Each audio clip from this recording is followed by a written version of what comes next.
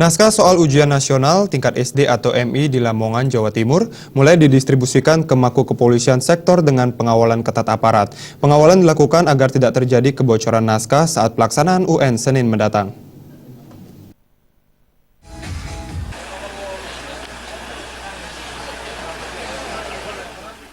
Sejak Jumat pagi, naskah ujian nasional UN tingkat sekolah dasar, SD serta madrasah yang disimpan di Gedung Sasana Krija Jagratara, SKJ Polres Lamongan mulai didistribusikan ke Mako Kepolisian Sektor yang tersebar di 27 kecamatan.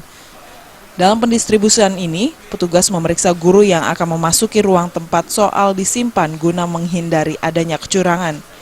Sodikin Kepala Bidang TK atau SD Dinas Pendidikan Lamongan mengatakan, dengan kesiapan matang yang dilakukan pihak sekolah dan Dinas Pendidikan, pihaknya menyatakan siap mengikuti ujian nasional untuk tingkat SD dan madrasah Senin mendatang. Secara keseluruhan tahun ini sebanyak 19.739 siswa SD dan madrasah yang akan mengikuti ujian nasional yang tersebar di 1.147 lembaga negeri dan swasta. Sudah siap 100%, jadi hari ini kita distribusi naskah soal dari kabupaten ke kecamatan yang kemarin sudah disimpan di Polres, nanti setelah ini akan disimpan di Polsek.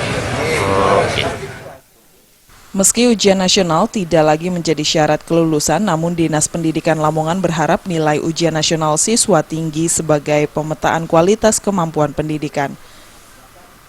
Tim Liputan